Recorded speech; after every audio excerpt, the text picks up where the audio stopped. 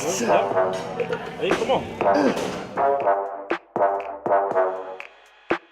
When you want to be as successful as bad as you want to breathe, only then will you be successful.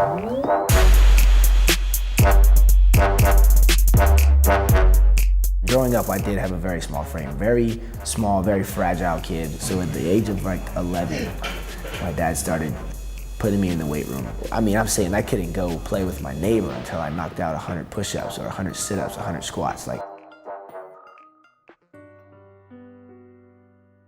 growing up, we didn't really have much. Living in a one-bedroom apartment at one point, and eventually it came to a point where we didn't even have that home, so we had to stay with people or our friends and family for months and months at a time because we had no place of our own.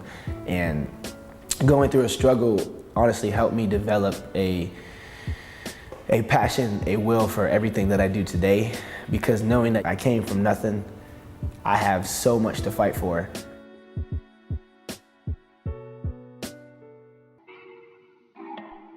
I actually got into football late. I didn't start football until 8th grade. Went from there to high school football, played all 4 years on varsity. Day in, day out, I worked out, I trained for football. I really didn't even get any offers, acknowledgments, letters, nothing until my senior year, and they were from really, really small schools. But at the time, my eyes were just set on D1. I had big dreams and I just wanted to play for a big university. So I got accepted into the University of Florida, tried to get in contact with the coaches. They were giving me the runaround and finally got a hold of them. Made the tryouts and I was like, okay, let's go. I don't care what the circumstances are. I don't care how hard I need to push. I don't care what it takes. I'm gonna make this team. Tryout day comes. So, I mean, we're hitting gassers, sprints, back and forth, shuffles left and right, sprints, back and forth, up, downs, up, down. They wanted to see how mentally tough you were when your body was physically weak and it couldn't go no more. It came down to the end and they're 100-yard sprints, right?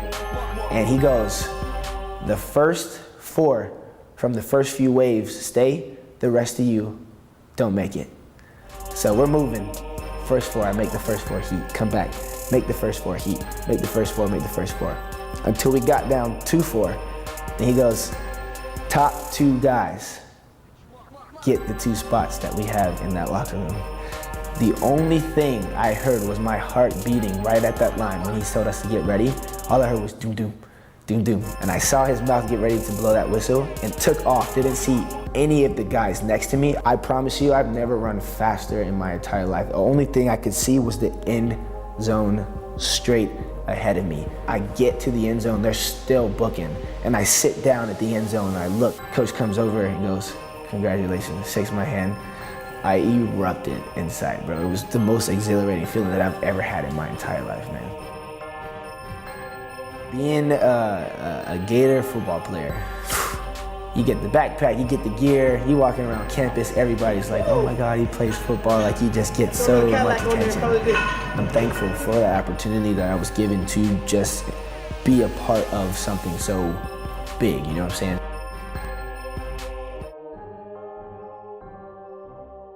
After the 3 years that I was there, I had some family issues that led to the cause of me not playing anymore because my dad is currently a diabetic. There came a point in time where he had kidney failure.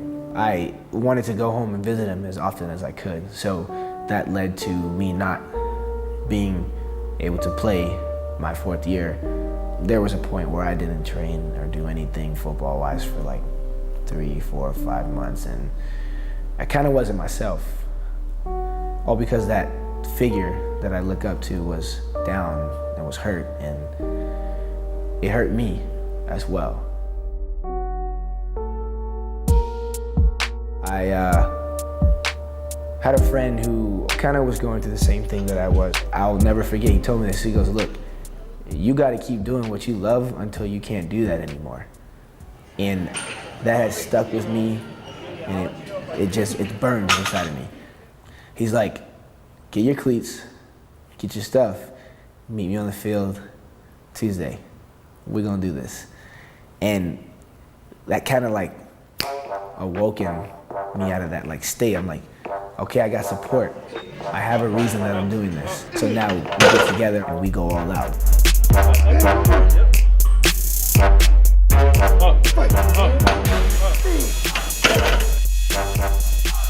There's reasons that I'm like trying to make it to the pros, and one of those reasons is for my love of the game, but another huge reason is for my family, to show how much I appreciate them and take care of them, because my family is my number one. Like, I live every day to take care of my family.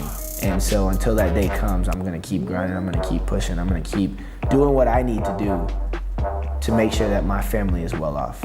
And until then, I'm not stopping. So right now we're in the process of training for what they call a regional combine. And what that is where scouts come to every state, and college athletes who didn't make it, give them a shot to get to that next level. And that's my opportunity that I'm gonna take, and that will be my window, and it's gonna happen.